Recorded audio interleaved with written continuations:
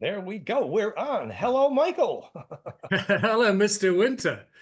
It's been a long time since we've seen each other or spoken to each other. I know we had some contact over the years here and there on either Facebook, on WhatsApp, and so forth, but we haven't really had a conversation since about 2007. Yes, and your work has been so central to, we started researching Enki through Anton Parks in quite some depth, and that whole story extending upon Sitchin, and you actually found the sites and what they mean. And so today we're going to talk about the science behind, which is wonderful. Yeah.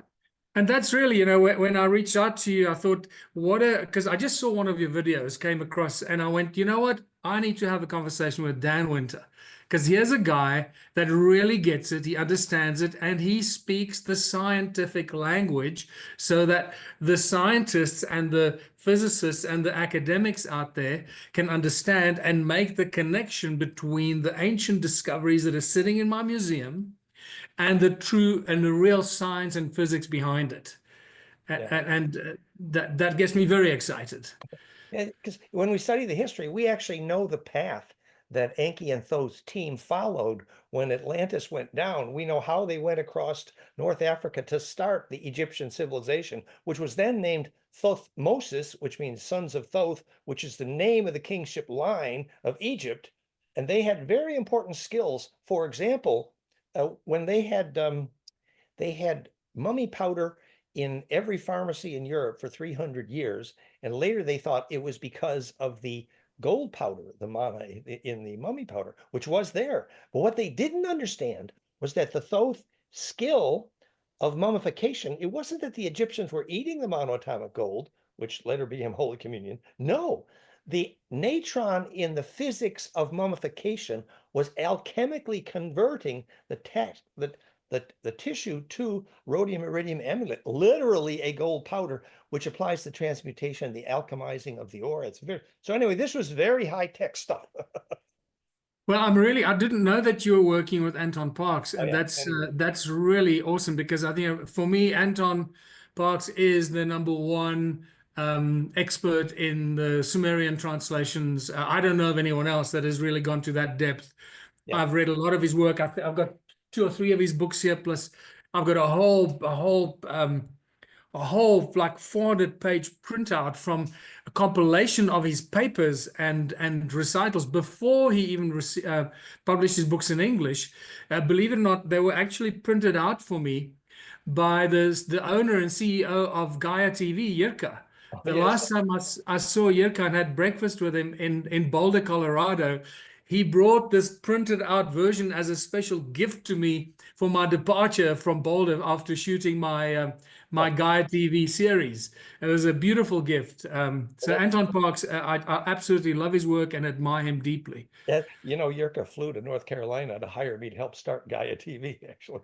Oh, But no, the point about Anton Parks, he really did an excellent job on the history. And there's insights there, for example, the moment at which Enki was having trouble doing the genetics in South Africa, one of the things he describes is the moment at which they realized the cloning container they were using had to have the right capacitance. They needed organic containers in which to have the artificial womb. He understood implosive capacitance, which is life-giving charge, which is where we want to go with some of the artifacts you have right there right now. yes, exactly. So interesting, um, I'll just quickly jump tracks here. The whole Enki and the gold mining thing here. Yes. There's just so much we could discuss and maybe see how it goes. Maybe we'll have a follow-on conversation because there's just so much to cover. One thing that the penny dropped for me probably a few years ago now is that entire Barberton crater, the impact crater, that I believe is a crater, but it wasn't nearly as big at the time of impact. It was a lot smaller. But what these impact craters do, they somehow solidify the monoatomic elements in the ground, and gold being one of them, and turn them into diatomic gold or yellow gold as we know it. And I think that's why they built Adam's calendar right there on the edge on the mountain overlooking that site. And I believe that was the very first Anunnaki gold mine that Enki started here in Southern Africa. And that's why Adam's calendar is there, because it's a giant machine. It is a giant toroidal vortex Yeah. generating energy machine. Well, and Uh, the reason Prague became the alchemy capital of the planet was also meteoritic impact trace mineral, which was the super dielectrics, the uh, the alchemical philosopher's stone in the streets. And in fact, the tailbone of the Ohio Serpent Mound was there because it's a meteorite crater which contained again the rhodium iridium, which essentially all means caldera for implosive capacitance. That's what we're back to, which is You like, know, I just love the way you brought up implosive capacitance. Just before I came here to have this Zoom call with you, an unexpected guest arrived at Stone Circle Lodge, the head office of the Ubuntu movement in one small town, and my museum. That's where it all started. He's a Canadian guy. He's a nuclear physicist. He's got a number of patents and discoveries, and he arrived, and completely by accident, I was sitting there waiting for an electrician to arrive to help us link some cables to our cottages.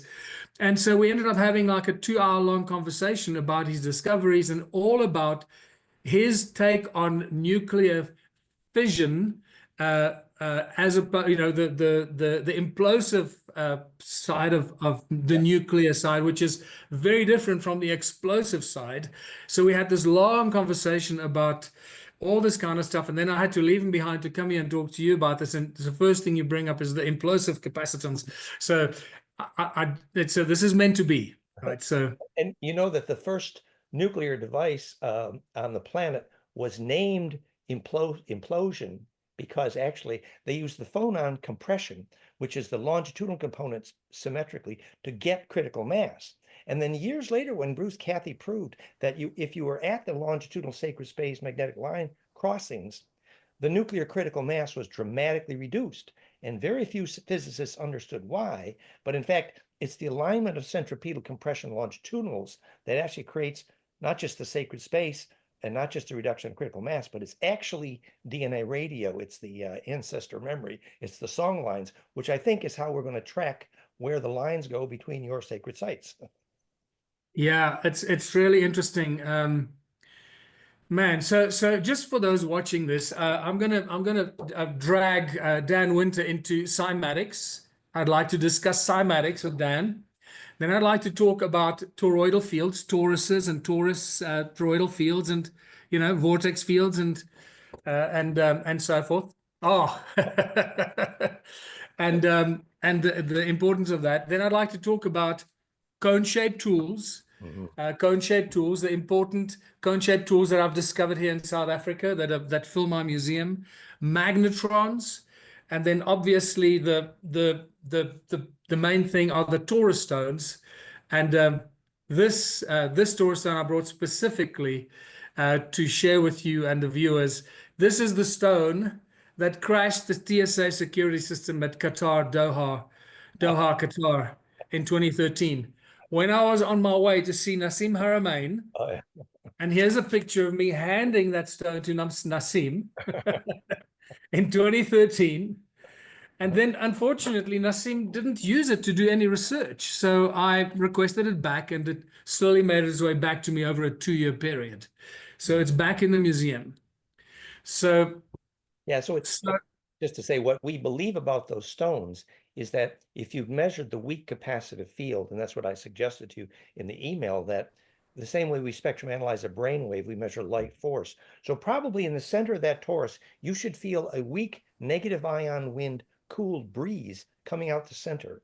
And that would be, Well, I'll show you something really interesting. So now we're really jumping into the deep end here. Before we go, this is one of my favorite little gadgets. I'm sure you've got these little beautiful toroidal. It's the oh, little yes, wire yes. thing. Boom, just like that, And it'll roll And down God your sleeve. said, It'll and roll, God said, "Let there be light." That's why I always use this when I do that, And the and you Spirit can of God moved over the put it on waters. your hand and it'll roll down your sleeve up and down. Yeah. Oh yeah, it's beautiful. It's Yeah, like that. Yeah. It's a beautiful little gadget to have. and, And and but I turning, always use this when I describe, like the Spirit of God moved over the waters, yeah, and it and actually, then it's actually and real. God said, "Let there be light." Boom, there we go. It's real physics in the sense that when a toroid turns inside out recursively, it's that implosion that makes it self-aware. and it's the self-similarity that makes it embeddable. So there's actually, we both have toys.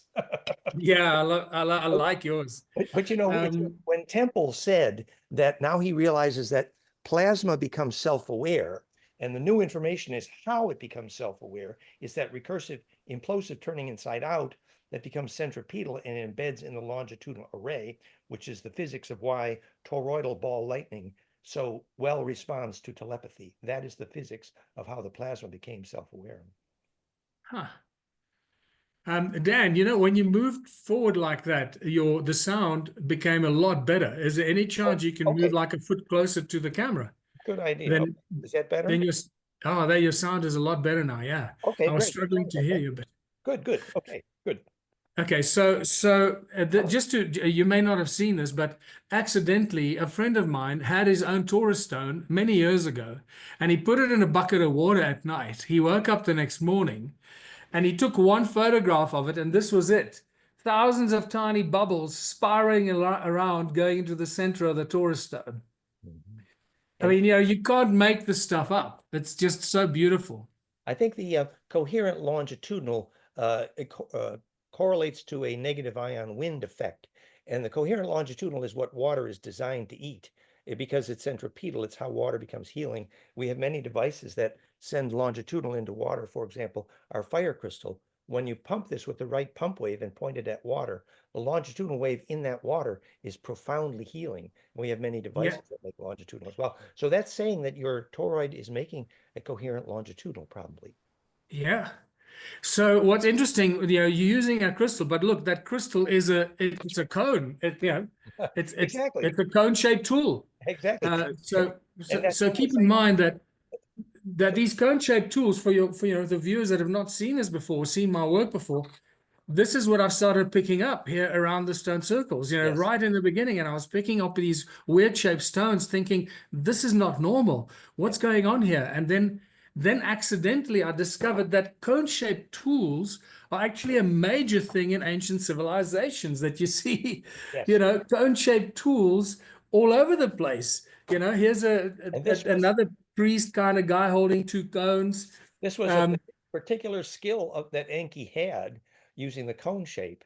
And yeah, the physics appears to be that like a pine cone can be used to make rain, that if you were to feel just above those cone-shaped tools, you should feel a slight negative ion wind cool breeze, which yeah. would correlate to a spectrum analysis of its capacitance, which would be a phase conjugate pump wave, which is like the Schumann cascade, which would then be confirmed that when you show the dielectric constant and the piezoelectricity of the materials, you see the physics of how it became implosive and plasma projected.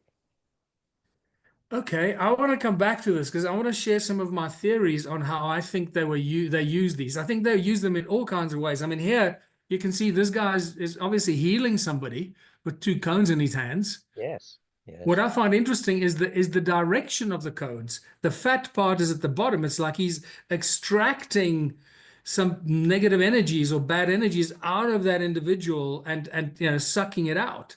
That's what the way my brain connects to this image, Mhm, right? And then I found these cones. These are from Egypt. These are funerary cones yeah, used in funerary procession in Egypt. mhm. I don't know what they would have used these for. Maybe you might get some more ideas because you've done more work with someone like Anton Parks and Egypt and all that. This might trigger a few things in your head. Well, we know a lot about the physics of how ghosts are released and ancestor memory. So if a ghost, someone who dies does not get sufficiently centripetal at the moment of death, which is why the death visions are contagious and the death visions have symmetry that's known Heinrich Clouvet, that you see your whole life the moment before you die, because if you don't do implosive compression, you're not distributed into the longitudinal array called ancestor memory.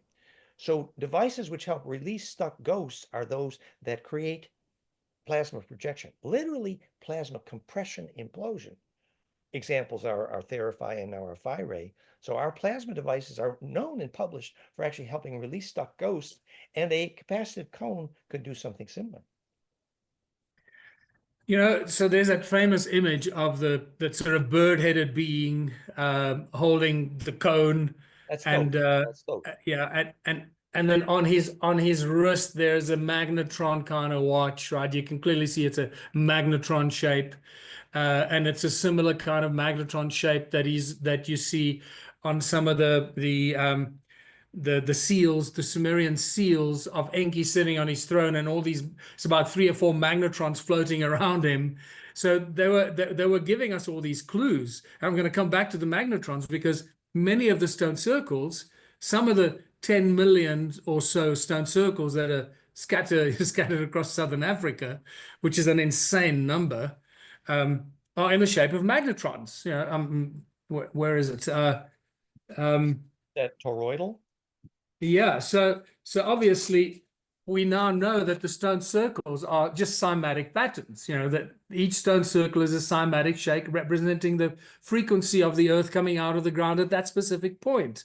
And that's why each stone circle is completely unique, and it's an energy generating device that just amplifies the frequency of the earth. What's interesting when you look at the size of these, Yeah, they're huge. it is consistent with the Schumann resonance. That's the beauty. And, you know, that's one of the reasons we're here today is maybe we can help add more scientific physics depth to your description. For example, regarding magnetron, in conventional physics, when you say magnetron, we'll think about the power unit in a microwave oven focusing the microwave. It's a cavity for resonating microwave. Now, it's interesting that we know about the Earth grid after Bob Dratch did microwave emission scanning, and he showed he could measure Kundalini from the microwave of ATP 1.91 angstroms in a spinal scan, which was the history of cellular trauma. So Kundalini is measurable in the microwave. And it's interesting that the microwave amplifier, it's a gold foil cross crucifix, which is tuned to the ATP cellular microwave. That amplifier is profoundly symbiotic. I mean, that frequency from bodily microwave, ATP, ADP, that most important molecule in the whole body, that is profoundly symbiotic to the Earth grid. So when you use that same microwave scanner to scan the horizon, you find you have the ultimate dowsing tool, meaning that the known dodecaecosa geometry of the Earth grid is actually very active as a microwave aligning microwave transmitter, specifically aligned to human metabolic ATP, ADP cellular microwave, which is, we know at these sites, as Karakwa proved, the only places you can get military quality telepathy is at the magnetic line crosspoints. And what that DNA radio requires is the microwave radio. So the point is the alignment of those, as you say, the magnetrons laid down on the Earth, is a way of intensively focusing planetary microwave to embed in cellular microwave. And that would have many functions: accelerating metabolism, accelerating negentropy, making telepathy possible. And in fact, sites like that are the only places actually that things like ancient cathedrals and labyrinths and stone circles and Agnihotra, all these devices, and even Therapy, all our plasma devices, all work better at those longitudinal nodes. Yeah, so it all comes back to sound resonance frequency, Yes, magnetic fields, magnetism, exactly. It's just that and the implosive. we can now actually give a spectrum analysis to each one of your terms and prove it by measurement. In Yeah, spectrum analyzing the microwave, then we spectrum analyze the capacitance and then the acoustics, like we spectrum analyze the spine liquid pump in phase with the liquid horn ventricles of the brain when Benthoff measured the biophysics of Kundalini, which then embeds in the Earth grid, all motorized precisely, all of them, by the phase conjugate pump wave named the Schumann resonance harmonic cascade, which is all of the harmonics of Schumann, and we've got a lot of pictures here, we'll dig them out later, are within a fraction of a percent of exactly PlanckFire.com, Planck times golden ratio, meaning somebody, I think it was Thoth and Enki, spent probably 1,000,000 years designing this planet so the ambient Schumann harmonics are a precisely calculable phase conjugate pump wave, which is the only way all of the pyramids made global wireless power. So you take this perfect phase conjugate pump wave, Schumann cascade, tune the pyramid precisely to it, that capacitively implodes, dumps out the coherent longitudinal, which is the only physics of global wireless power. And we go into a lot of detail about how Tesla didn't quite figure that out. But anyway. Well, what's fascinating about how you connecting all the stuff that you just mentioned, and how the stone circles plug into that knowledge. It's just mind blowing. And at this stage, it seems like it's the Anunnaki that built the stone circles. Everything points to the Anunnaki and Enki and all that whole crowd. But what's interesting is the fact that they're 10 million, more or less 10 million. I mean, I said it could be 5 million, it could be 12 million. Who cares? It's a shitload of freaking stone circles that Yes. clearly there was no population here at that stage to build it. And so that creates a huge historical problem for our academia, our historians, our government, that are bringing, all kinds of interesting land issues and things like that Well, and into the argument. we have some details on that history. So Graham Hancock usefully concluded that almost every ancient civilization that died and needed to be rebuilt after apocalypse, who arrived to save the civilizations was a group called Apkallu, which we later learn is the Enki Thoth team, actually, also called Ningishida or Viracocha Quetzalcoatl, many names, same function. And the symbol of that, of course, was his caduceus, which we now know is called phase conjugation. And so the skill they were bringing to save the civilizations was the skill to create the implosive force, which is life force itself, which is what's behind.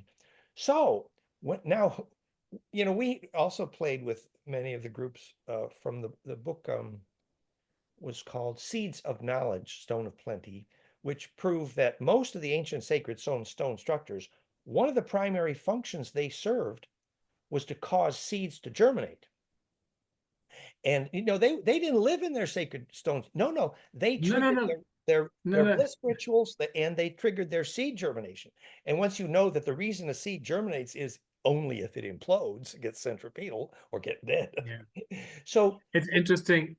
So but now our sources, I have to say, on these ancient civilizations says that the Anak Empire, which was centered in Sirius B at the time, did bring a huge wave of pyramid buildings, Hermes though true, at the time. But that pyramid building to stabilize atmosphere and gravity on planets, are called gravity diodes actually, existed in thousands of ancient civilizations, even long before the Anak Empire arrived here. Because functionally, to stabilize an atmosphere and therefore, or stabilize gravity and therefore atmosphere on a planet, you required what's this called a gravity diode, which is this implosive capacitance that stabilizes gravity and therefore atmosphere. The book on that is called 2/3 by David Myers, David Percy, and we have all the graphics there at pyramidwirelesspower.com. So these were devices not just for telepathy and DNA radio, practically they were power devices. And just to be clear, when Tesla was out there on the lawn trying to light the light bulbs from his high voltage tower and failing, he had the frequencies wrong and he had the nodes at which he placed the light bulbs wrong. He didn't actually understand that the longitudinal nodes were the only places. The pyramid builders, every single one of the pyramids is at a longitudinal node only, and Tesla didn't get it. And every single one of those pyramids is that Schumann harmonic cascade, and Tesla didn't get that right either. Whoops. Is your voice, are you muted? You're muted, Michael. Yep, there, go ahead. I muted myself because my dogs are running around barking like crazy. So if you hear dog barking, it's that time of the day where people walk past the house and the dogs go crazy. It's their afternoon fun time. You got nature. It's good. It's good. Yeah, exactly. So a few things I want to just pick up. So you said something really important. They were energy generating devices. So this is obvious. We know this because already in 2010 was the first time that we measured electromagnetic fields, magnetic fields, and sound frequencies coming from the stone walls of the stone circles. And that's what triggered this entire, oh my God, we're dealing with energy generating devices. How does it work? And then I figured out that they are literally just picking up, they're amplifying the Schumann or the sound frequencies coming out of the earth. And because they're not on a beautiful flat metal plate, metal plate like when you do cymatics experiments, because it's on the surface of the ground at steep angles and the soil, there are no two stone circles that are the same. Each one is completely and utterly unique because of the surface upon which they are built. So they obviously, the builders knew exactly what the Yes. cymatic pattern looked And like, how to tune and them. they Yeah. placed the stones Yeah. along that cymatic shape to extract the frequency Yeah. and amplify it into the walls. Yeah. Now, this is what's Just interesting. not So not to interrupt, but I have a lovely graphic of that. If you could just enable screen sharing, it'll show the frequency signature of what you just showed. Host a slide. yes, But go so ahead. in other words, so we were working with a Sam in his Bosnian pyramids, and are you seeing my screen here now? Yes. So this is the Schumann harmonics on the right in green here, and this is Planckfire.com, the frequencies by equation, which shows why the Schumann harmonics are what they are. And this is exactly the frequencies of the brain waves that triggers bliss and bilocation and teleportation.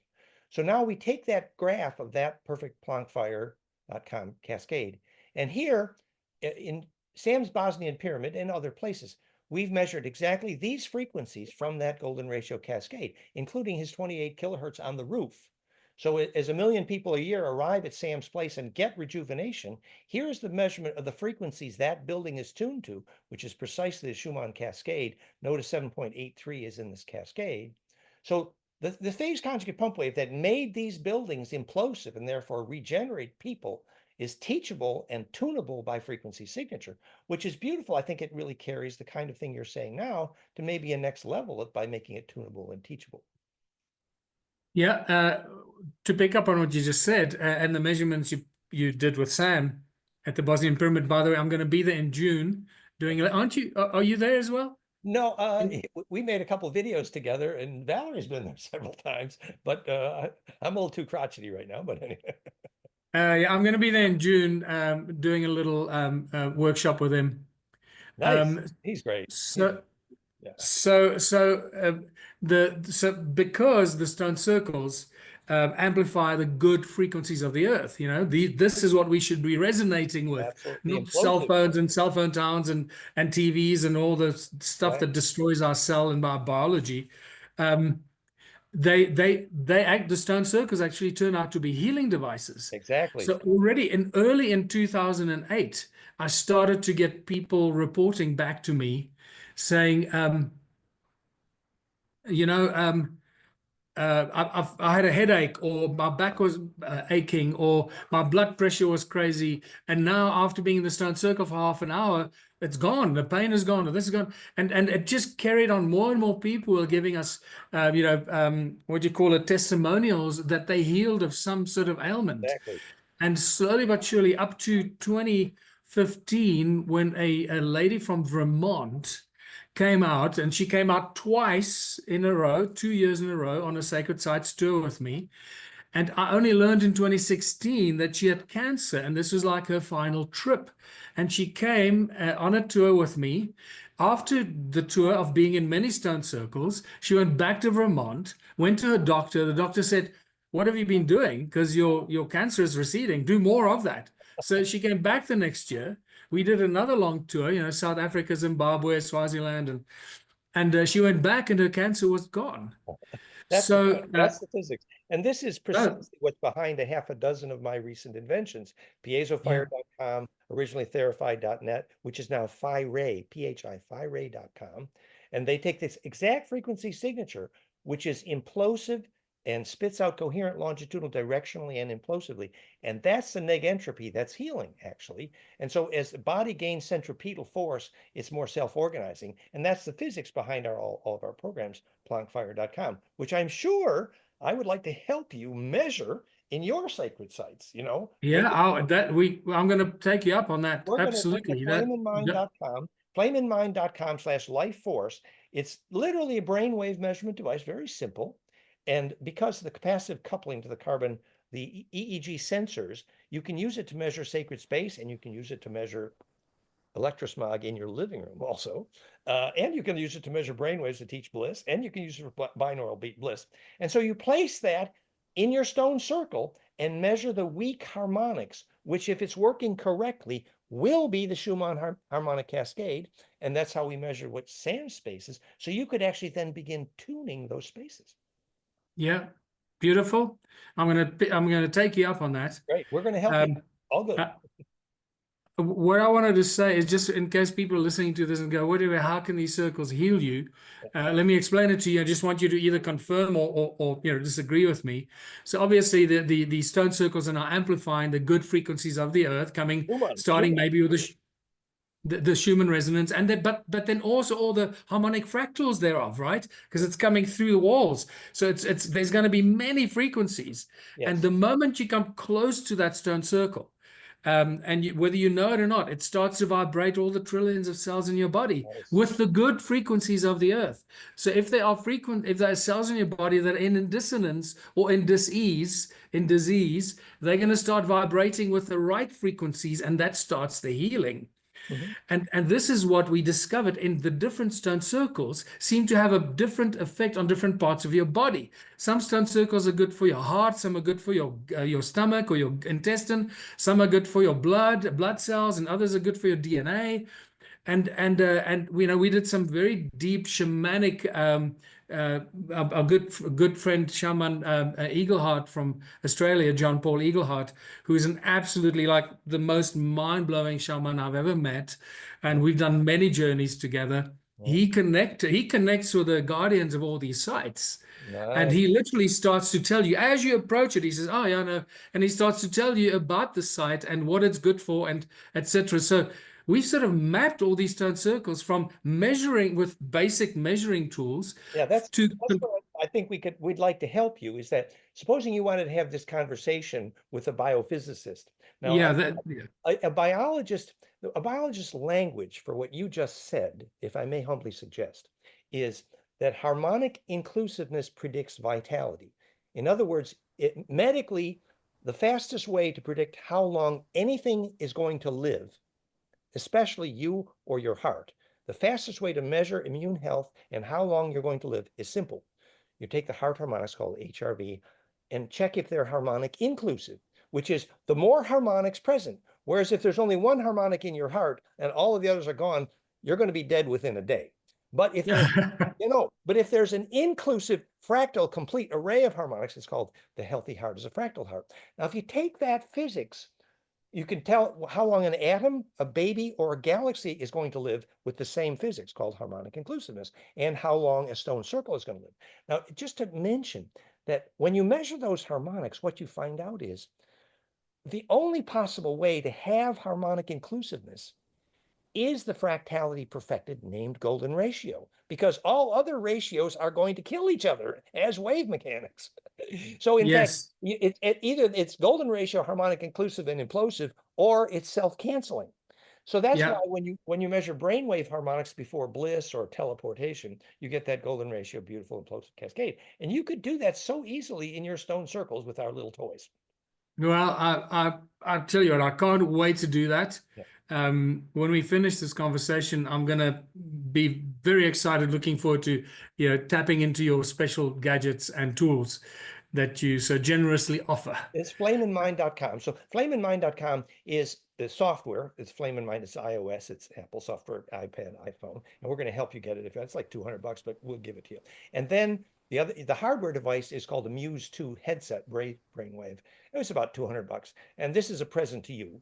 And the point is that then Wow. we help you take that to your sacred sites, and we will compare notes when you measure the harmonics, because now you can actually do the tuning and you can have these conversations with scientists with solid data showing Yeah, why and how these sites did the healing because they got implosive. yeah. Well, it's interesting. We've done so many different tests and measurements over the years. I mean, I've been doing this for nearly 17 years now.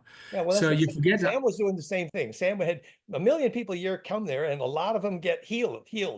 And we just wanted yeah, to measure how the healing was created.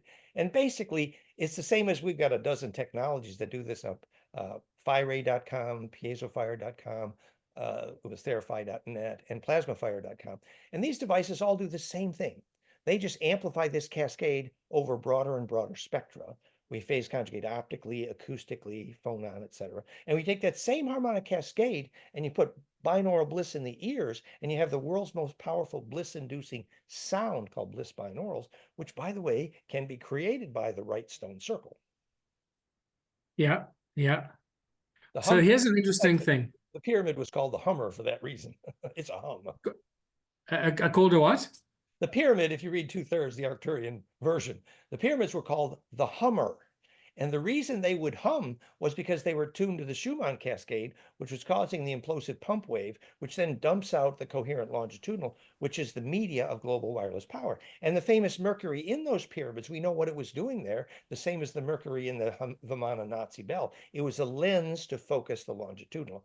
So you get a mercury vortex, the Vimana, for example, and you direct the longitudinal out the center, and that's how they made gravity. That's why I wanted to have this conversation with you, to explain this kind of detail. Yeah, that's why I'm here.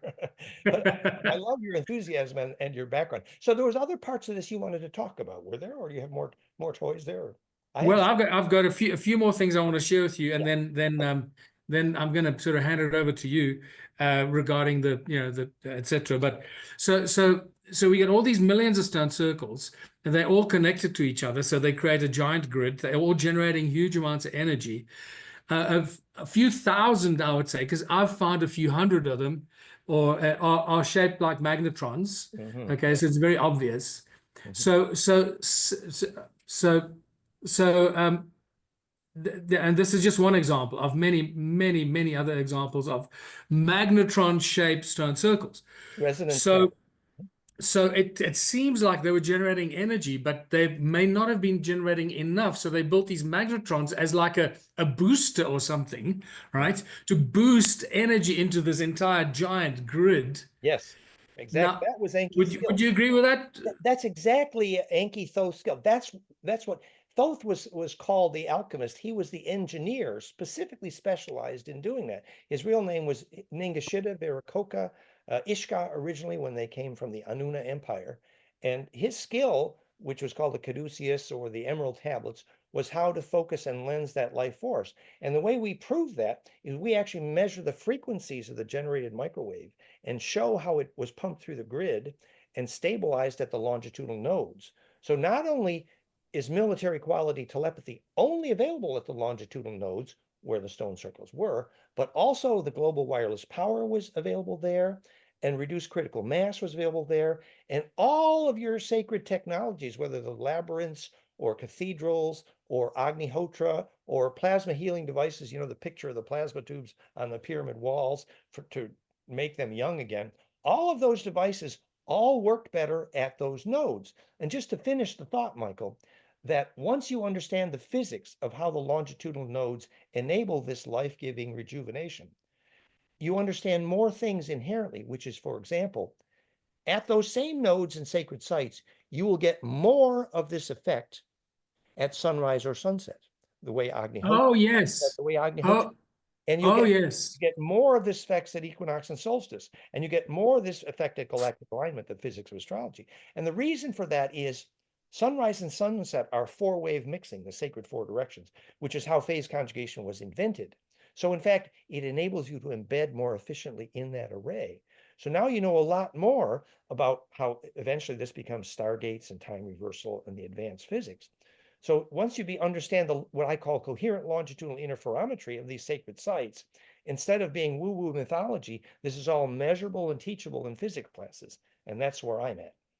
Yeah, and absolutely. Look, I have so much research that I've done since I've started here, and so many measurements and coincidences. And I'm not even going to talk about the fossils and all the stuff that's in the museum. I'm just talking about the basic ancient technology in the form of stone tools and artifacts.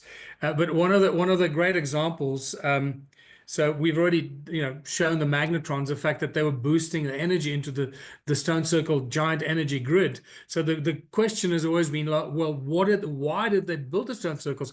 What did they need all this energy for?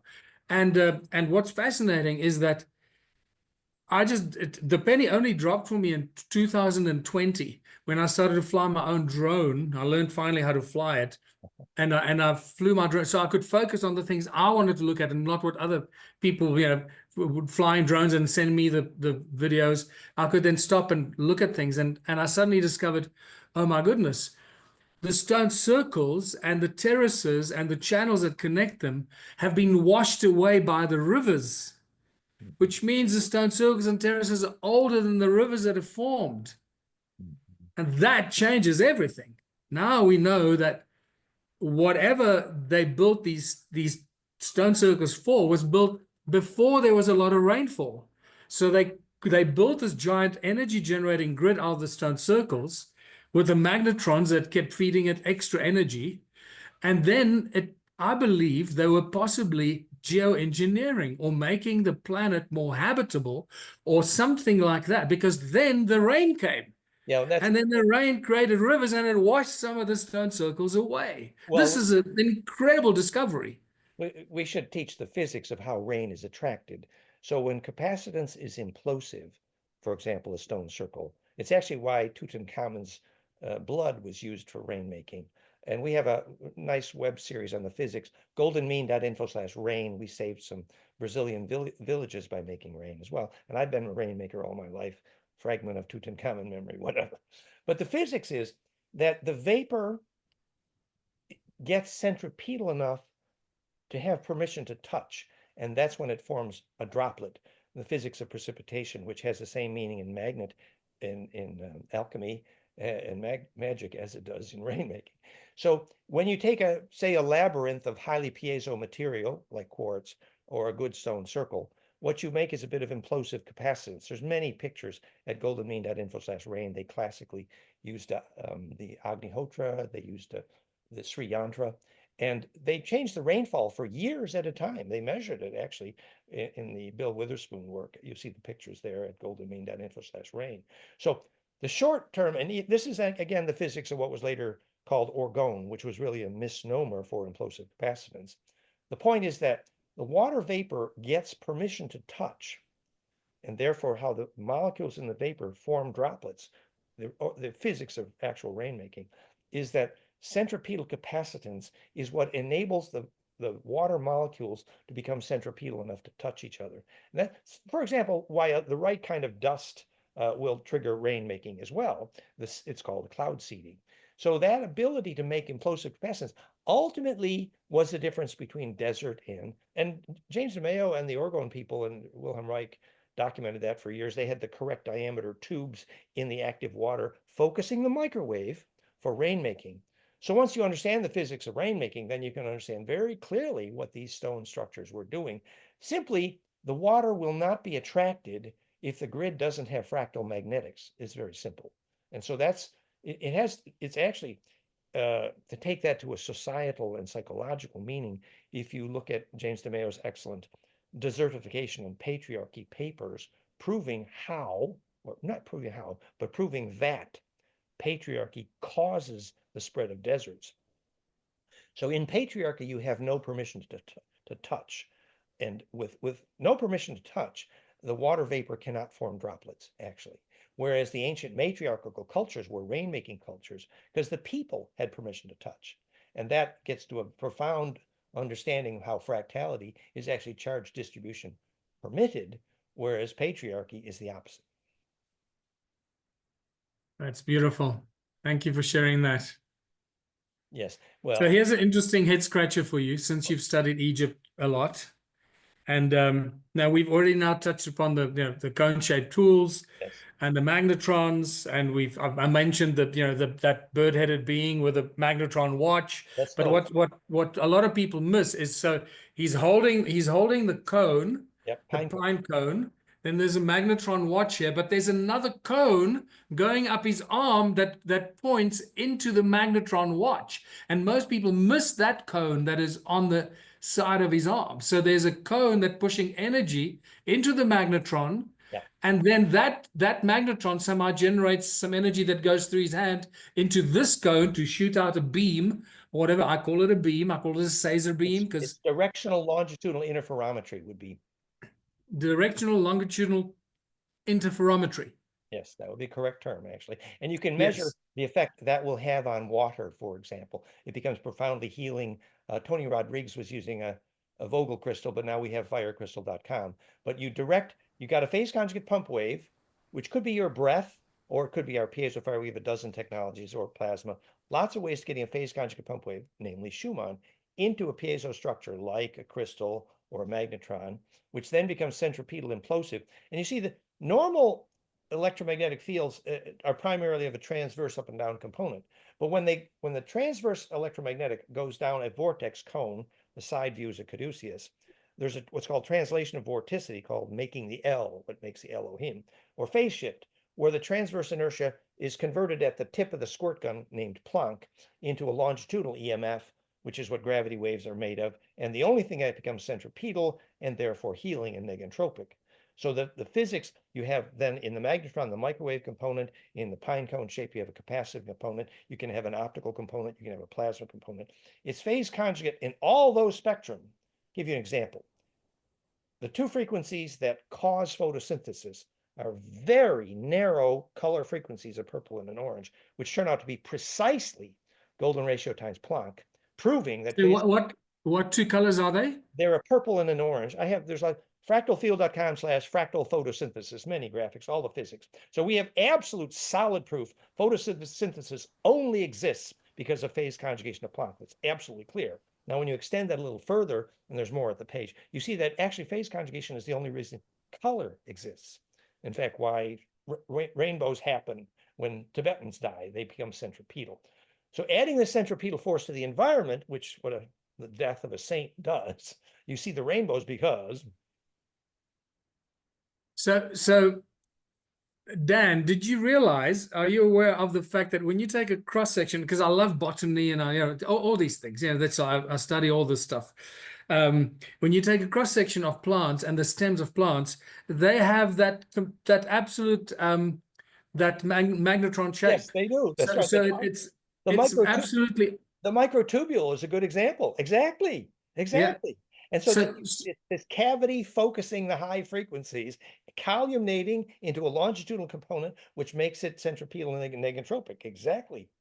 So when the botanists are trying to explain to us how the trees and the plants suck up water, 50 meters up and they say it's the cohesive forces between the water molecules. It's just like they're just making stuff up. It's just they just don't know. So they make up the best possible story that would sort of they can get away with. But please let's start teaching the right science from the foundational level, and then it's so much easier for the children to grow up wise and understand everything in nature around us and how it all connects. So on that note, well, so I worked for years with famous Professor Phil Callahan, his book Tuning into Nature, on exactly that. So after he proved that columnating coherent infrared was the only real physics of olfaction, that the hummingbird slams into the window if somebody has bliss because they smell it because it propagated in the infrared. Anyway, then he discovered that the same insects navigate by the microwave, columnation, the magnetron, and you could see them navigating by the carvings on the pyramid wall, which were microwave amplifiers that affected not just insect navigation, but human telepathy and the physics of bliss. Wow, that's a serious bit of these were microwave amplifiers on the pyramid walls. This is Phil Callan. He was a hero, man. He's the basis of our physics, peaceuniversity.net, when he proved that where the soil was magnetically permissive, the next village down in the wilderness would be friendly. But if the soil was not magnetically flux permissive, the next village would be headhunters. And so if you restore the magnetic connection between villages, he then proved by measurement you could predict where war versus peace was going to break out, and measured in Ireland, Yugoslavia, and Israel that the magnetic lines broke, then they had war because village A could not feel village B. So you restore this magnetic symmetry in the grid. That is the ultimate physics of peacemaking, which in physics is defined by the negentropy caused by implosive phase conjugation. That is something that we should adopt right now in the world. We need that. Peaceuniversity.net. The physics is all there. The same implosion happens in your brain waves and in your breath and in the land. And when it gets centripetal, that negentropy is named peacemaking. I love it. Okay, so you brought up the pyramids in Egypt again. So now this is fantastic. So this is a picture from one of the museums in Egypt, right? And they've got no idea when they take tourists through there. And this is what is on display. Cone-shaped tools and magnetrons. I mean, how wild is this? Yeah, that's right. And those cones should be high dielectric and high piezo. and their capacitance should be tuned to Schumann, and that's very measurable. And that's also includes the magnetron's focused microwave. So we know exactly how to tune and optimize those things and what they're for. Yeah.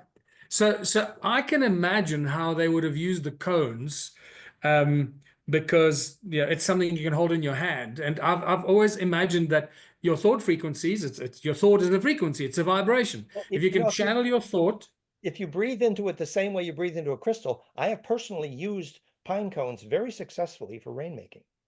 well, there you go. So my thought has been this. If you, whatever thoughts you have, and you know how to channel your thoughts through your body into your arm, into that cone, that frequency will go in there of your thought and turn into what I've been describing it as a Caesar beam, because it's a sound or a frequency that's There- manifested in sound yes, there is. or sound Yes, there is a wave sound. or whatever. There is a sound component, which is the phonon of the heart rate variability and the breath. So the actual correct sounds, their golden ratio multiples of 0.1 hertz, the 10-second Mayer wave, most important frequency in the body and the breath, and defining HRV, LF, and defining bliss and kundalini, and defining the brain liquid pump. All starts with a 0.1 hertz 10-second breath, actually. And that's the beginning of the phase conjugate pump wave in the breath, in the spine liquid, and in the brain wave. And so we know exactly how to tune by measurement, teach people how to pump that device. Start with a 5-second in, 5-second out, and then the cascade will form around that, and that will implode to Schumann. Now you got a phase conjugate pump wave in your crystal, your pine cone, or those stone cones, which are implosive capacitance Yeah, piezo. and here they are on display in Egypt And or they the knew how to Sumerian use them. ones. They knew how to Yeah. they knew how to implode them with a phase conjugate pump wave. They used to do it in a Vogel crystal. We now realize firecrystal.com. The tapered side is not an accurate conjugation as the parallel side, which is why the ancient Atlantean fire crystals. So check out firecrystal.com, PHIRE. I have the graphics here. Maybe we should show some slides, but when you're ready, whatever. Well, I've got a few more things, Sure, but yeah, go ahead. I love what you're adding to this, because that's why I wanted to have this conversation with you for exactly this reason. Sure. But I'm almost finished taking you through the array of images that I prepared. Now we talk about the cones, and my imagination was always that if I'm thinking I want to cut down that mountain, or I want to cut down that giant tree, that's my thought. So my thought is a thought frequency of cutting or whatever. Now, if I can channel that through my body into my hand and through the cone, that speeds up the frequency and turns it into a Caesar beam, as I've been describing it, which whatever the correct Yeah, phase scientific term would conjugator. be, that becomes then the frequency of that beam is what I'm thinking. So you could then turn it into a deadly lethal weapon, because of your thoughts, or you could turn it into a healing weapon or a deadly weapon or whatever, and it's driven by a thought, by your thoughts, right? But what happens that when that Caesar beam comes out, because it's sound and it's traveling, it creates a powerful magnetic field around it at the same time. Well, Right now, it's a directional longitudinal, like Luke Skywalker's lightsaber or Enki's yes, projector. And yes, just one other little flavor to add to that is I knew Cleve Baxter very well at the time with Marcel Vogel. They measured the fact that if you're visualizing you're going to hurt the plant, the plant immediately knows. Whereas if you're visualizing you're going to love the plant, so actually there's something organizing about loving thoughts versus destructive thoughts. Ultimately, destructive thoughts are going to lose charge because this is not a shareable wave. When you walk by a mountain and you ask the mountain's aura to come to you, if the aura of that mountain knows that you have pure intention, the aura of that mountain loves to come to you because you help it become immortal. Whereas if you do not have shareable thoughts, pure intention is actually defined by coherence. So that's why you be careful about how you describe the weapon making here, because ultimately it's only the thought that's shareable that can do the compression called successful death or bliss. okay. So follow my logic here, and tell me if I've lost my mind, or if this is something that is in the field of scientific plausibility. So now you got one cone. What you noticed in those images I was showing earlier of all these guys holding those cone-shaped tools, all of them are holding two cones They're holding two cones, not one cone, except the only guy that held one cone is that bird-headed being, Thoth, right? That guy, Thoth, Thoth. Tahuti. But all these other priests, I mean, notice those vibrational plates around his head and so forth. That's a dead giveaway that we're dealing with resonance and frequency, right? Well, you need a pair to phase conjugate. Yes, so this is where I'm going with this. So if one Caesar beam can be turned into like a powerful, infinitely more powerful laser, and you can cut down a giant tree or cut down a mountain or excavate some rocks or whatever. But now you've got a piece of tree lying there. Now, what now? Now, if you've got a second one, if you've got two of them, you've got two powerful magnetic fields, and you can trap that item in that magnetic field and move it. So that's sort of how I've been imagining it. And where would you like that giant tree? Over there? Thank you. You got your two cones, these powerful magnetic fields that are like as powerful as you can imagine, and then you can pick it up and move it because it's now, you've trapped it in your magnetic field. Well, Um, when we measured Jean-Charles Moyen, who famously teleports with witnesses, comes back with sand between his toes. Just before he teleported, we measured his brain waves. Flameinmind.com/lucidbrain, and we have the graphics here. But so his brain waves became a extremely high amplitude alpha to gamma golden ratio cascade. It looks like a huge caduceus, very high amplitude brainwave coherence. And then just before he teleports, he sees where he was through one eye and where he's going through the other eye. So we know what's happening. The implosion in the pineal embeds him in the array, and he propagates to another node in the longitudinal array. It has to be a node in the array. For example, he always went to the beach because he had longitudinal coherence. So just to understand that the actual way you propagate through the array is implosive compression, and then you inhabit the array, and then you emerge from the array where the frequency signatures match. For example, in the sailors at Montauk, Philadelphia, they all propagated in time travel to the bar on the shore that they were all dreaming of going to that weekend. That's where they went. So their intent took them. So inhabiting and navigating the array, and a great introduction to that physics is how you steer in lucid dream. I have slides on the physics of lucid dreaming. The studies, university studies showed the frequencies that trigger lucid dreaming, like our therify.net and phiray.com, are actually conjugate implosion. When the aura gets centripetal, there's coherent propagation into the longitudinal array called ancestor memory or song lines. And that's when you inhabit the array. And that's the trigger of the ability to lucid dream, which is probably the biggest predictor of whether you'll take memory through death, called physicsofsoul.com.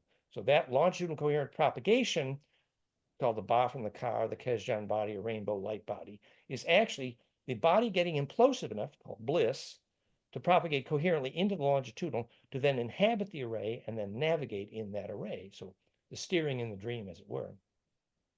so you said that this guy that you were doing Yeah, the Jean-Charles astral Moyen. travel. Yes, he's a friend of Elena Denon. I've done a lot of lectures with them, and he asked us for help because he wanted to document his ability to teleport, which is quite famous. And the amplitude of brainwave coherence was off the charts, the highest brainwave alpha to gamma cascade coherence we've ever seen. He had to turn down the gain just before he would teleport. And so we know the Wow. physics. And now we've turned down the gain in a lot of our devices, but we know the time distortion, why it's caused, et cetera, which, by the way, is harmonic inclusiveness. So basically, the implosion into the centripetal force to inhabit the array, it's really very simple. When what's called consciousness is the liquid crystal charge vortex that forms in the synaptic array of your brain, you already inhabit an array. It's very simple. But if you wish to have lucid dreaming and the ability to survive death, called physicsofsoul.com, that skill requires the ability to implode, compress, called bliss, and become radiant coherently in that longitudinal array, which is very measurable, very teachable, and very inducible by frequency signature, both phonon and plasma, et cetera. It's all successful centripetal force, like the rose that got compressed before it could be radiant. I've got one more thing to go on the cone issue, but before I get there, give us your take on the pineal gland cone structure and so forth. How does that interact with our biology, with our consciousness, It's and key. It's absolutely the seat of the soul, for sure. When I did the capacitive accelerometrics with Ben Thoth, who wrote the book on the biomechanics of Kundalini, Stalking the Wild Pendulum, which is now our documentaries professional at goldenmean.info/Kundalini, the best biophysics of Kundalini instruction on the planet for sure. But what happened is the measurable phonon of the spine liquid pump would then phase lock with the ventral cavities in the brain. You get horny, and the ventral cavities actually crystallize. And that focuses the phonon coherence at the pineal. Highly piezo, highly implosive, highly microwave active, highly negative ion wind generating. And the tip of my head got very pointed, and you could feel the negative ion wind after 30 years of Kundalini. I kind of know what that is. But so that the pineal is actually igniting, literally igniting, exactly in the same way when we trigger the right frequencies into the noble gases of our Therify and now PhiRay.com. And so that ignition produces that radiance.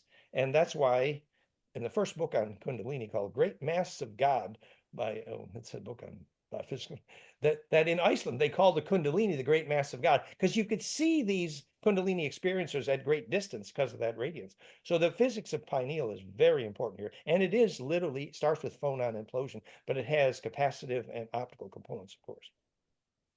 So seat of the wiring of the seat of the soul, absolutely. And if you use it well, this is the highest form of psychokinesis.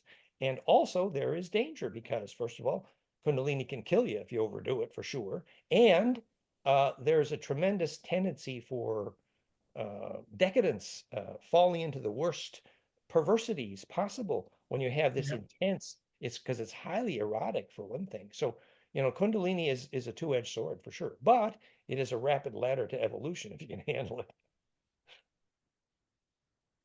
So just on the, since we're sort of touching, dealing with the cone-shaped tools and the cones and so forth, what really blew my mind is at the time when I was making all these discoveries and Caesar beams, and then I met two scientists in Germany that were working with what we're then calling hypersound. I'm sure that they possibly changed the terminology since then. I don't know, but hypersound basically when they speed up sounds to move beyond the speed of light, and literally use it as a tool that is just incredibly powerful.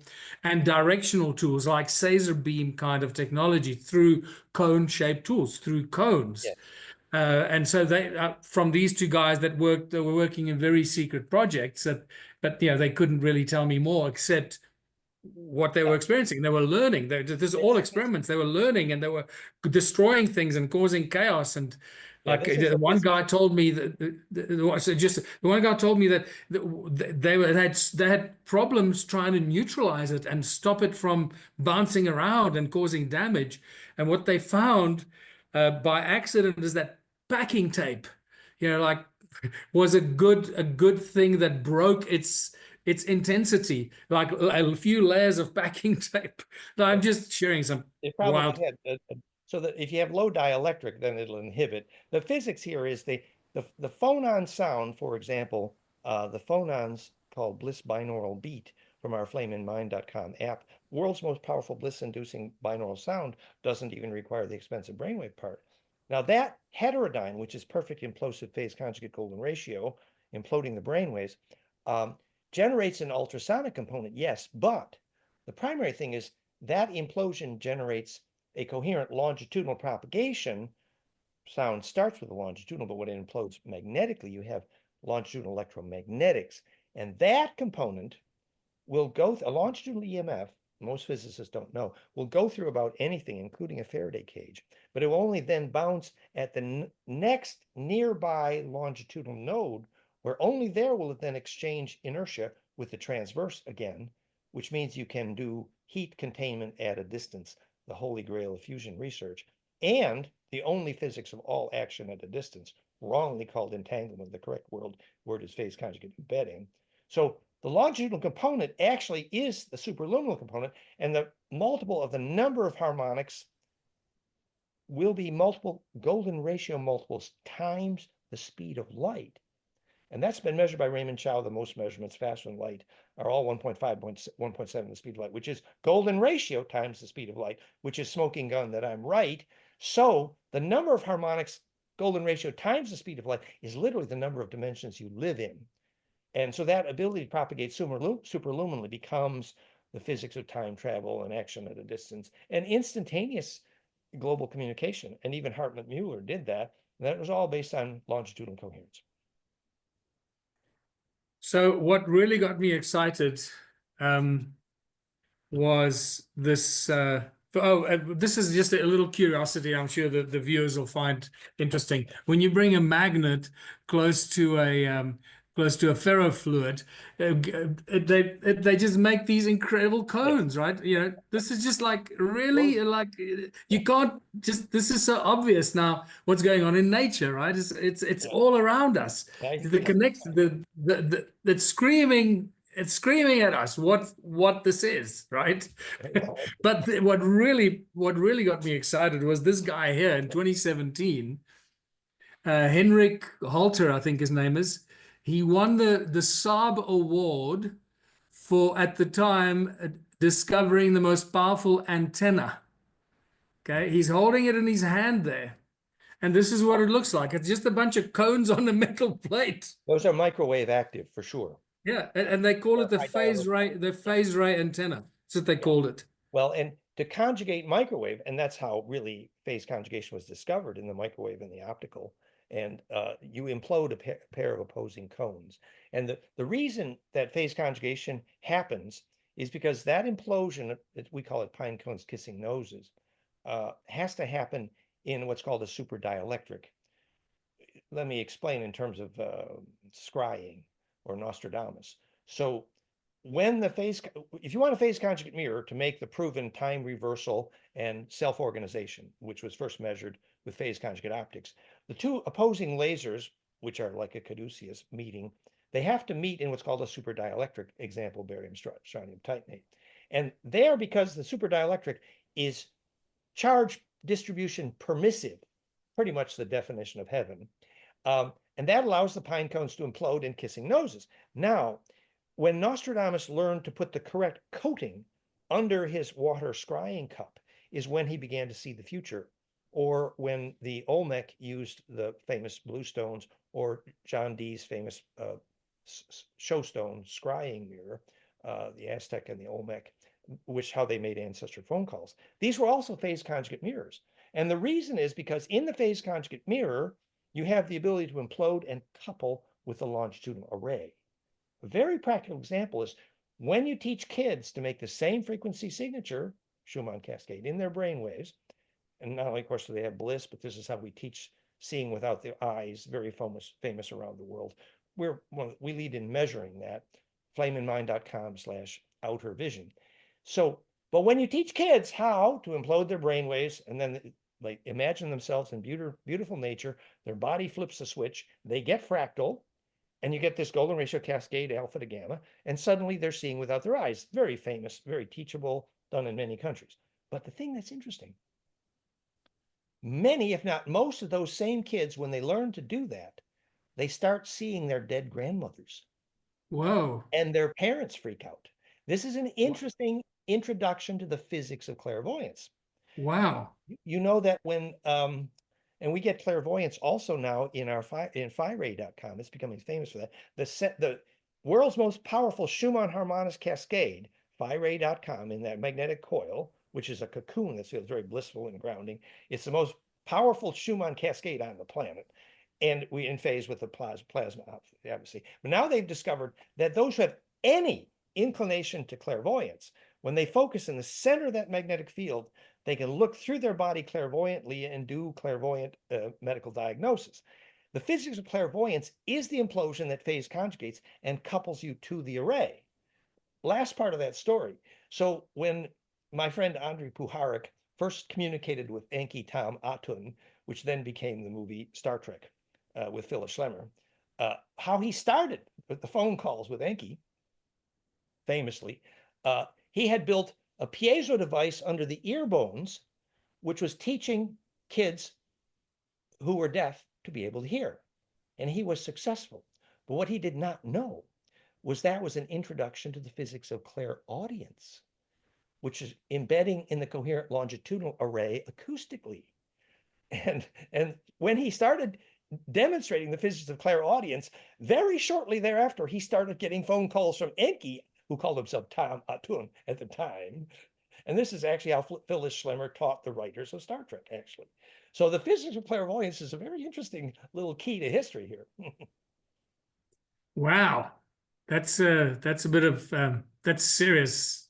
Like Yeah. just and just by so what kind of devices did he do you know what kind of devices he put Well, in at other the words, you couple the bone, which is piezo, with a and phase. that's the bone at the bottom, those two bones that you can feel there behind your ears at the Yeah, bottom, yeah? yeah. You couple that bone with a phase conjugate, very strong piezo, like a Bliss binaural sound, except you couple it piezo, which is exactly what we do with piezofire.com, by the way. And by tuning that correctly, uh, he got the beginning of clairaudience, and he taught kids who were deaf how to hear.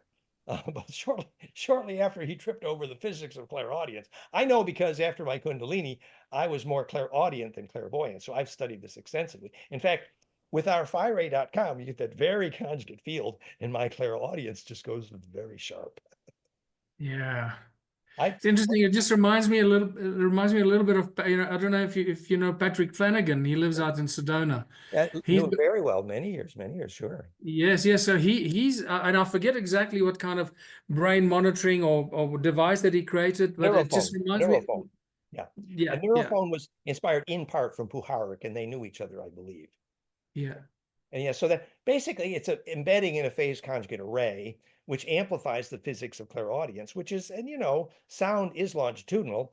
And if you inhabit the array more accurately, for example, the most famous Sufi movie about Gurdjieff's meetings with remarkable men, in the beginning, they're discovering who is the best Sufi saint.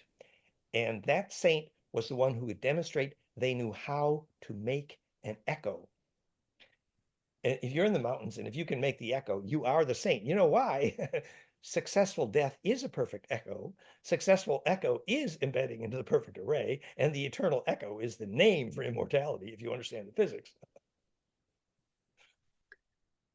Okay, I'm gonna have to sort of digest that a little bit because you sprung that upon me very quickly. We Scorpios, we're so subtle. Yeah.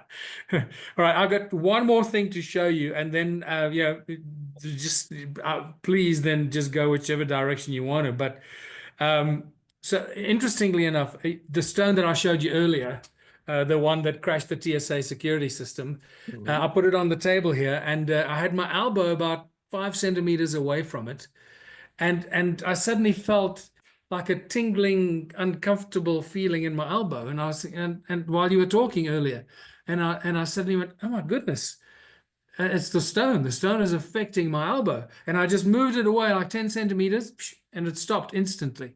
It's wild. It's absolutely wild. Yeah. But what And you'll notice when you is point the longitudinal at one point in your body, that is the effect. It becomes centripetal there, and that starts embedding with the array. And that centripetal force will almost always reduce pain and enhance circulation and reduce inflammation. look, these stones are very powerful. You don't mess with these. I'm not joking. They've made people sick. They've healed people. It all depends which way it faces and how you respond to it or what you need or may need subconsciously. But you'll see that there's a little symbol that says bottom. Um, that was placed there by my wife Emma Jane. She's very strong, very powerful dowser, and she dowsed each stone which way it pushes the energy, so that we know that it faces downwards, so that it pushes energy into the room and doesn't suck the energy. Otherwise, it just drains you of energy. Literally, you'll have no life force left because it just sucks you dry. And we had these in the museum, so they all the Torah stones in the museum are all laid out with the with a bottom sticker on it, so it's not sucking the energy out of the room. Otherwise, people would walk in there and you can see within a few minutes they just want to fall asleep. And the same with this stone. You can see it's got a little thing that says bottom, right? So So not only is it centripetal, centrifugal, but it's directional in that sense, which means one side is more centripetal and the other is more centrifugal. And you could learn something about the physics there when they studied magnets If you have a toothache, you put the now there's a caveat here because the plus minus side of a magnet, the Chinese who make most magnets invert how the Western label the positive and negative side of a magnet, north-south pole. But if a conventional south pole on the toothache will make the pain worse, but increase the rate of healing, which is called centripetal. Now, if you tip that magnet over and put the north pole on the same toothache, it will decrease the pain, but decrease the rate of healing. Now, pain Wow. is pain. The rest, we know that all of my devices, piezofire.com, plasmafire.com, and now fireray.com, they work on the same principle. The opposite of pain is centripetal force. So restored compression electrically is the opposite of pain by definition, which is why we've helped thousands of people who had hernia pain very quickly within And minutes. is that some of the principles that are embedded in your Therify machine? Exactly. So Yeah.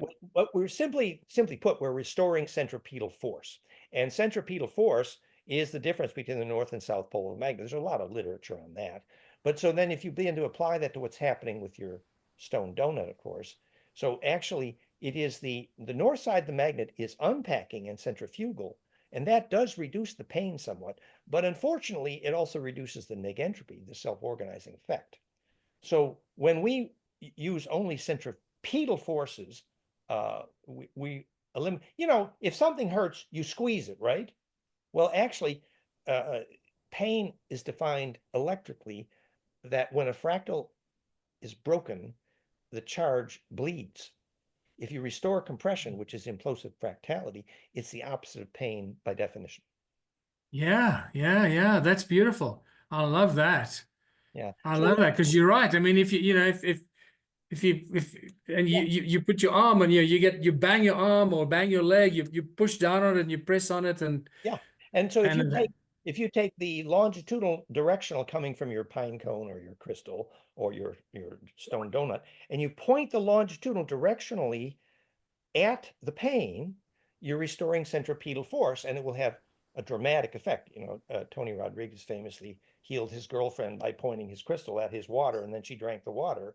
It's quite a story. The water eats the longitudinal, and that's what makes it negentropic, basically. And that's why, as Tony nicely discovered, that the ancient obelisks were all at a very determined fixed distance from the water, and that's how Rome solved their problem with water pollution, because the ah, implosive longitudinal of the obelisk was phase locked to the longitudinal array in the water, and that's centripetal force. And it's documented in history that the main river through Rome became much less polluted when they got the obelisks working. wow, that was brand new information to me. That's brilliant. I Yeah. love that. And so these, firecrystal.com or all these, and you put a glass of water on the magnetic coil in fireray.com, the difference in taste, and you put that coil around a vortex, the imploder.com, and the effect on water, we're going to have the most powerful water treatment devices. In fact, our friend Laura had already proved he could eliminate chlorine in swimming pools need, and he could eliminate all vaccines and antibiotics in animal farming just by imploding the water correctly with the right field. You can use a coil or biodynamic charge preparations. Well, I'm almost done here. I do want to tell you, I'm sitting between these two stones now. One is over here, one's over there, and I can actually feel a pressure wave in my head. Yeah, that's it. My ears feel like when in an aeroplane, it feels a bit like that right Yeah. now. And Because I've not been in such close proximity to the Taurus stones for quite a while. And so, yeah. wow, it's amazing. And Wow. the ancients knew that you didn't inhabit the sacred sites. No, you used it for a purpose, but you didn't live there. No, And because they weren't for living. They were energy generating yeah, that's machines. right. That's right. Just like you don't want to go in there. Yeah. Um, So the sacred so sites had a fertilizing purpose. It made life force. so this stone that I lifted up earlier, you can see it's broken here, and so we were in a museum, and this was a few years ago, and there was a German group with us, and one of the guys had a really top-notch heat, what do you call it, Yeah, heat sensor. camera, Yeah. thermal imaging camera, and he took pictures of this particular stone, and this exactly what you described. Now, here's a scientific evidence that these stones suck energy from the one side, and it's the ambient noise, the ambient frequencies and sound. They suck it in the one side and push it out the other side. So this is the one side of the stone, and this is the other side of the stone. Wow, that's huge difference. Yes, yes, I mean, look at that. Come on, yes. really? And Anybody wants, the yeah, center. anybody wants to argue with this? Yeah. Well, that tells you now that's the red side is the centripetal side, heat containing, and the blue side is the centrifugal, the heat releasing. And that will then, when it's broad spectral, will apply to microwave, magnetics, capacitance, etc. And the more broad spectral that conjugation is, so that should be confirmed then when you spectrum analyze the capacitance of that field. But it's So beautiful. what interesting what you said. You described it exactly opposite to how I imagined it. I imagined that the blue side is the cold side. That's where it's sucking the ambient frequencies and it's amplifying them and pushing them up this side.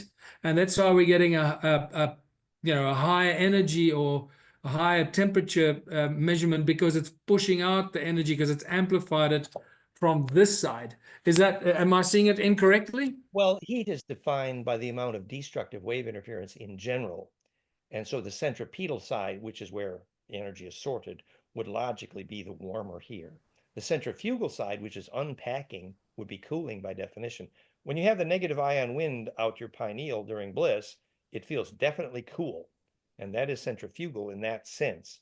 But that metaphor does get confusing, even yin and yang being plus and minus negative. But centripetal Yeah. centrifugal is a helpful term and does relate directly what's called plus and minus charge.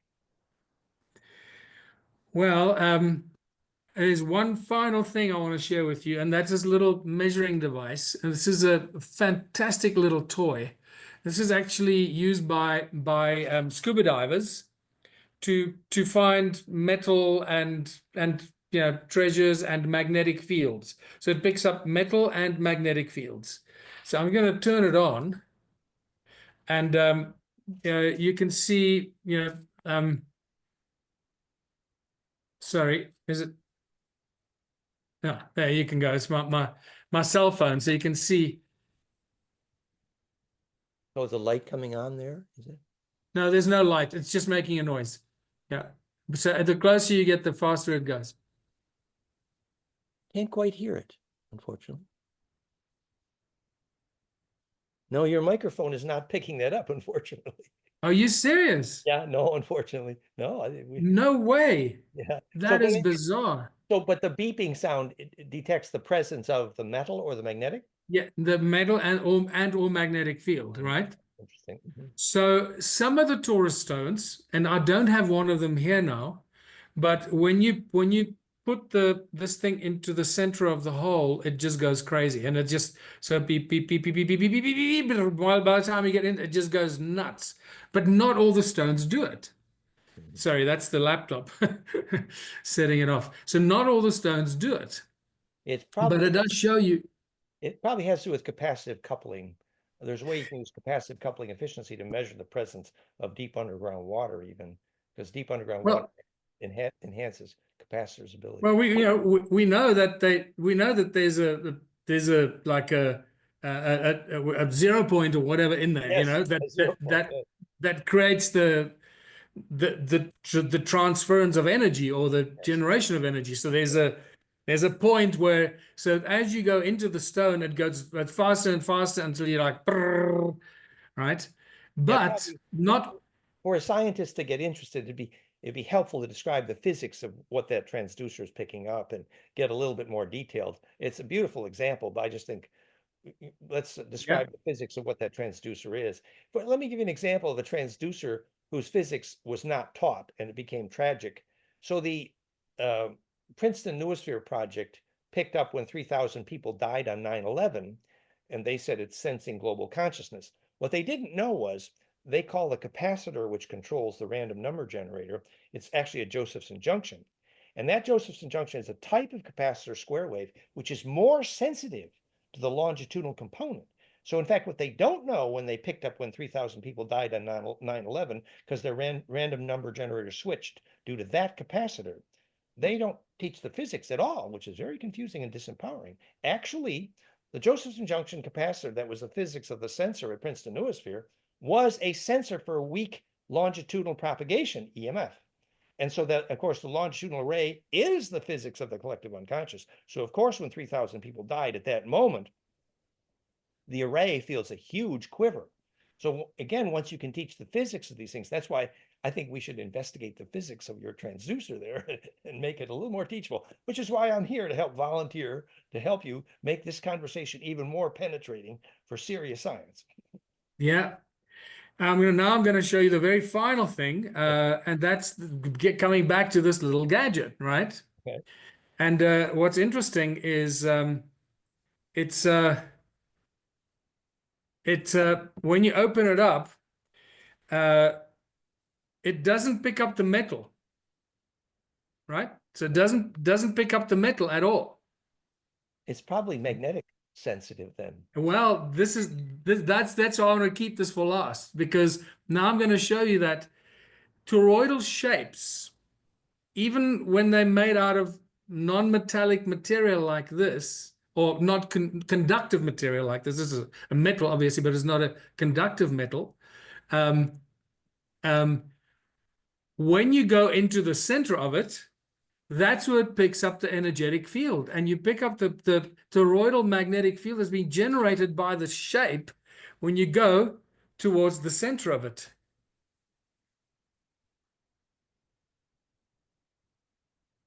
Yeah, it's The too bad. side, nothing. Your No, mic, it doesn't pick up the metal, but it's amazing. Your mic does not sense that beeping. Unfortunately, we hear nothing here, but it's still instructive. Probably the center of that torus is more capacitive, actually. It would not be magnetic in this, but capacitive, that could well be implosive. So that's yeah. yeah, very interesting. So I've now shared all the interesting things from the stone circles with you, and And you shared your enthusiasm, which is wonderful.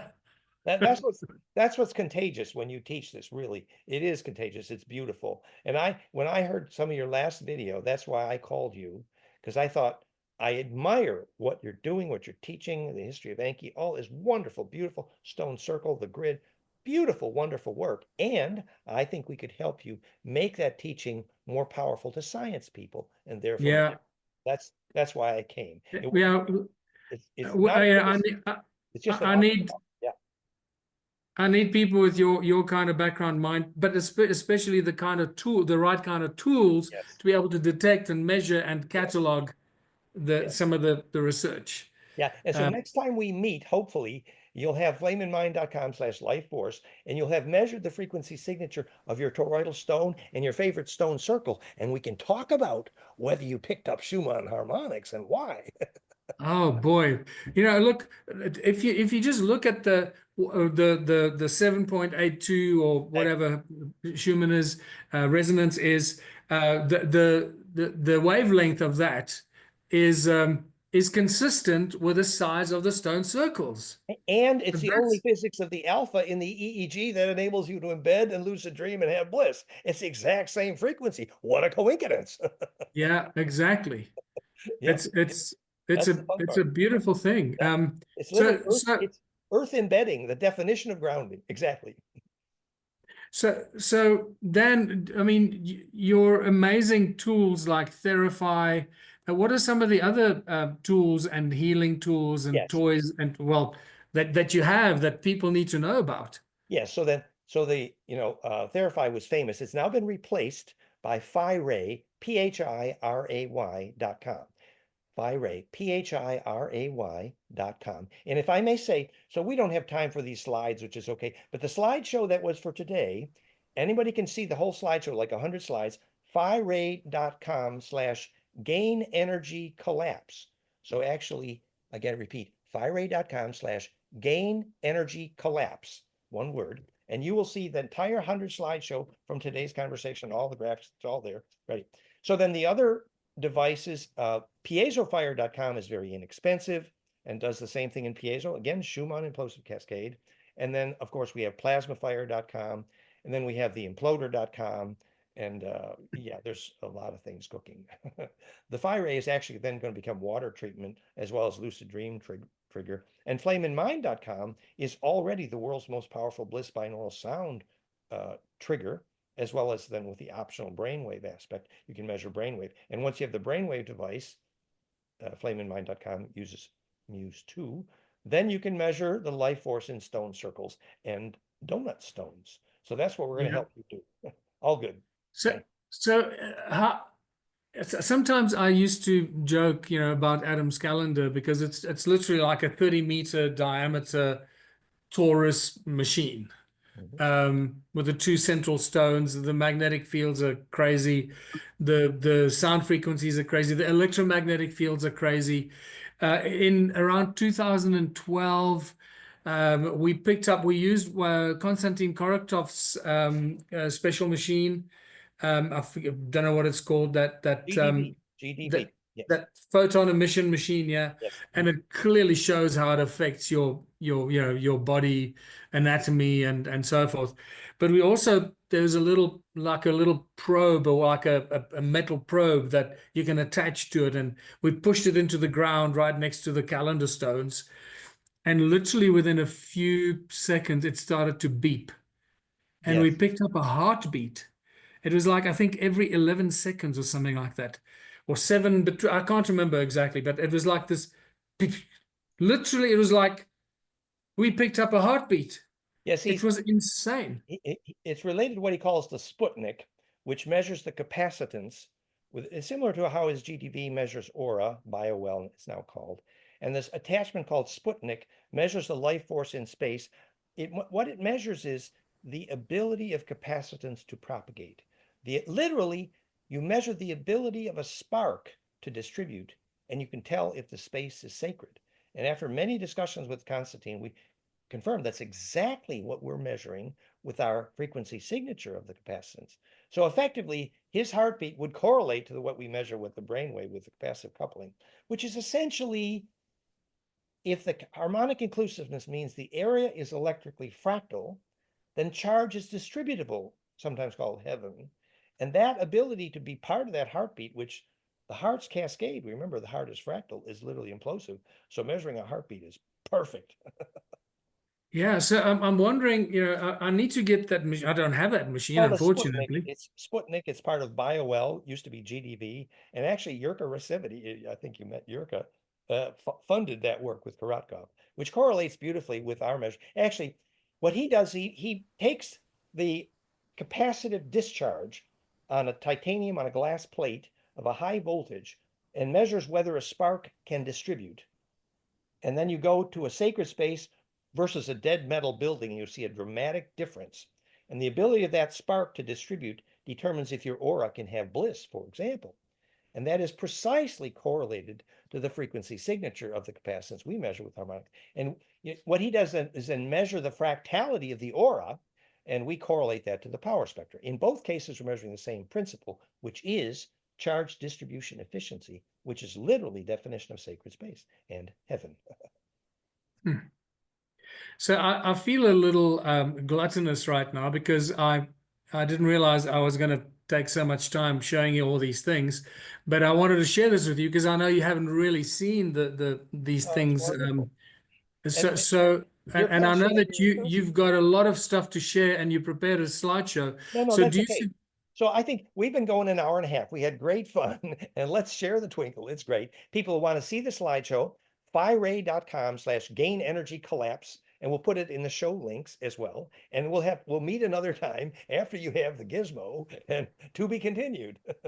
Yeah, no, I can't wait. I mean, I really wanted to continue, but I think maybe we've exhausted this session because it's more than an hour and a half now. So if you would be comfortable with that, we'll have another session where I'll hand over completely to you, and you can take us through I'll ask stupid questions because ultimately what I wanted to do, and this is actually why I reached out to you, because I wanted to be the voice of the less intelligent folk who don't necessarily understand your high language that you use. So I want to ask the question so that you can translate it into layman's terms, so that more people can comprehend your brilliant knowledge and discoveries. Well, plus you have the absolutely contagious enthusiasm, which I love, and you have that fabulously sexy South African accent, which I can't match, no way. So I look forward to it. It's all good. All right. Well, Dan, thank you so much. It's what a great joy is to talk to you and see you and your enthusiasm as well. That's why I love watching your videos because There's 400 films, 4 million views, youtube.com/Dan Winter Fractal Field. Hello, we're out there. exactly. Well, thank you so much. God bless, sending you lots of love and grace and ease. Let's set up another time to go through all Let's your work amazing together. work. We're going to get that measurement gadget going for you. We're going to work Oh, together. yeah. More fun to come. Okay. Awesome. Thank you. Well, Dan, thank you so much. Been All well. right. Thank Till you. next time. Thank you, Michael. Bye-bye.